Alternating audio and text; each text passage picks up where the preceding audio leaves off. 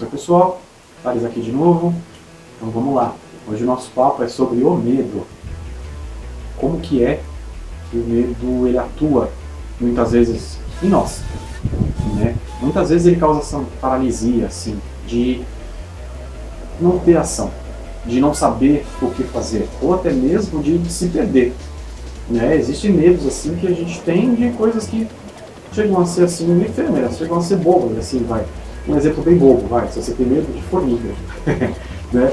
Imagina só você comparar o seu tamanho, digamos assim, no seu corpo, sua altura e tudo mais, com o de uma formiga, e ter medo dela.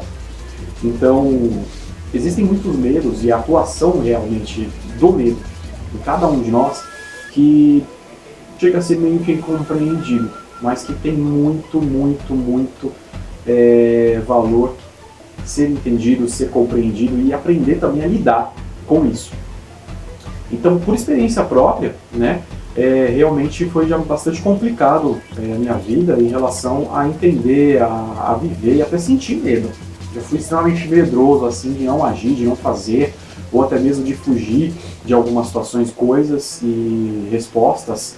E realmente isso trouxe, obviamente, hoje um aprendizado muito grande, muito vasto, né, para mim, até para poder ter base e compartilhar com todos vocês, quanto para crescer, para me desenvolver. Tá? Então, como exemplo, hoje eu utilizo essa turminha aqui, Naruto, Sasuke e a Sakura. Nessa cena aqui eles foram surpreendidos ali pelo professor deles, o Kakashi, né? E aí tomaram um baita de um mega de um blaster susto assim.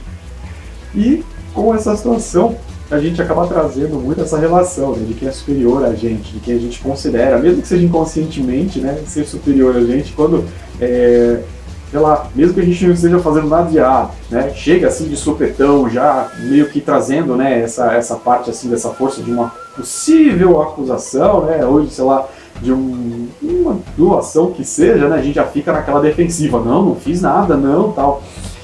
E ficar nessa posição, na defensiva, né, tendo todo esse medo, faz realmente um bloqueio gigantesco nas nossas vidas.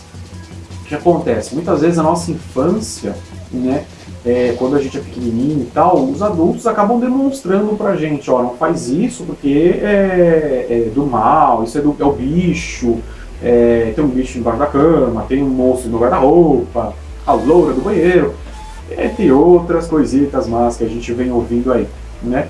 E isso vai se mudando de acordo com os tempos, né? Com os anos. Vão criando-se coisas novas, coisas diferentes, mas a base é a mesma, de manter o medo e nós atuando nesse medo, atuando, nos aprisionando e ficando nesse medo ao invés de nos envolver, de atuar e tudo mais.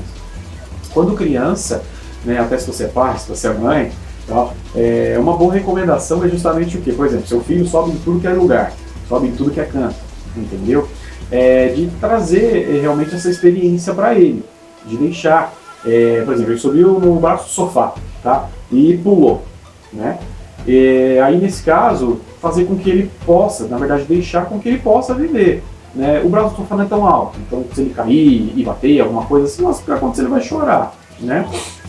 O melhor que você pode fazer é colocar um tapetinho, colocar alguma coisinha ali que amorteça, sabe? Para poder trazer realmente um pouquinho mais de leveza, não para a criança não bater a cabeça direto no chão. Então, nesse caso, ele vai pular, ela vai pular, até o momento que vai sentir dor. Então, aí que entra a experiência. Ele vai sentir no corpo dele, ele vai ter isso de, ó, se eu pular aqui muito e tal, vai me machucar. E até mesmo antes de trazer qualquer coisa assim que ele se machuque, que ela se machuque, explicar, olha só, se você pular disso aqui, você cai, vai bater, vai fazer dodói, ou vai machucar, ou, né, vai ter alguma coisinha assim para você. E se a criança não entender, deixar.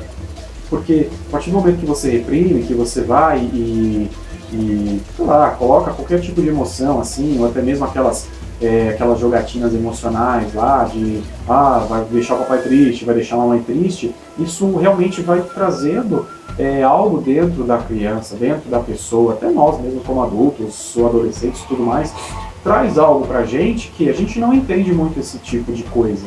Na verdade a gente não entende, mas sente. Então a partir do momento que você passa aquele medo, que você passa aquela coisa, pode ser que mais pra frente a criança vá ter, a pessoa vá ter, ou nós iremos ter dificuldade para se relacionar, dificuldade para conversar com outras pessoas, sabe? Deixar aquela coisa de que tem que separar, sabe? Ah, não pode brincar com menino, não pode brincar com menina, sabe? Essas coisas assim. Ao invés de separar, de trazer essas coisas, né, traz clareza, ó. Acontece isso, aquilo, aquilo outro. A criança, ela vai entender, ela vai compreender. E se ela fizer o contrário também, ela vai ter uma experiência em relação a isso, né? A função, no seu caso com mãe, com o pai, é de estar orientando, ao invés de estar privando a criança, a pessoa, de viver as coisas na vida dela. Até porque quando a gente vai crescendo e é adolescente, a gente também é privado de muita coisa, né? Eu lembro da minha adolescência que foi uma fase assim bem complicada, porque ninguém confiava em mim por ser adolescente, sabe? É como se fosse ignorada as minhas vontades, as minhas ideias, meus pensamentos, fosse totalmente ignorado, sabe? Não, quando é criança, né, é julgado, que bonitinho ali, mas mesmo assim os adultos não dão muito interesse, né? Não dão muita razão, não confiam, não acreditam, né? Então fica aquela coisa só do bonitinho. Aí vai crescendo, né, vai se tirando essa visão do bonitinho, então as pessoas vão acumulando e trazendo coisas assim pra gente que a gente não faz a mínima ideia do que é, e de repente passa de um ano pro outro, já tem responsabilidade, já tem isso, já tem aquilo outro, e não foi preparado nada para isso, entendeu? Por isso que é bom, papais, mamães, vovós, tios e tudo mais, dar algum tipo de responsabilidade, mesmo que seja pequenininha, sabe, para as crianças, para elas se sentirem importantes, se sentirem realmente valorizadas. Nem que seja guardar os brinquedos, né? Transforma isso de uma forma lúdica, uma forma assim para vocês se envolverem também, sabe? Ah, vamos brincar de trenzinho, aí vai pegando as coisas, colocando nas caixinhas, arrastando, sabe? Umas coisas assim, vai trazendo essa parte da liberdade, também da criança se expressar e de brincar, até arrumando as coisas. E traz também essa leveza em relação a brincar arrumando as coisas, ó, limpando a casa. Ter essa diversão, ter essa leveza, ao invés de ficar impondo, de dar porrada, de bater na criança, porque ela não fez um negócio que às vezes ela não faz a mínima ideia, ou do adolescente de ser ali julgado, de ser ali condenado por coisa que ele nem sabia, ou não aprendeu nunca. Então vamos trazer essa visão de essa leveza em relação a isso, ao invés de ficar impondo as coisas, de trazer essa visão pesada em relação às emoções, em relação a como viver, e impondo e instalando esses medos, né? Muitos adultos, muitas pessoas crescem e ficam inseguras e ficam realmente muito assustadas e impactadas em relação a tudo que acontece, seja num relacionamento amoroso, seja num relacionamento profissional. Muitas pessoas acabam não progredindo ou não crescendo, né, mental, emocionalmente, por causa de muitos traumas, de muitas coisas assim que foram criadas lá no passado por esses medos assim, certo? Então, nesse caso do medo, o lidar com esse medo, como que é. Inicialmente, você vai precisar realmente trazer isso à tona, você vai precisar sentir isso e enfrentar, ok? Nossos medos, nós superamos eles quando a gente enfrenta. E esse enfrentar, né, não pense que é uma batalha que precisa de armas, de bombas e tudo mais. Pelo contrário, precisa ter disposição. Precisa ter disposição, você precisa realmente estar ali entregue para poder trabalhar este medo, para poder lidar com isso. E entender, muitas vezes, que uma ajuda externa é muito bem-vinda. Tá?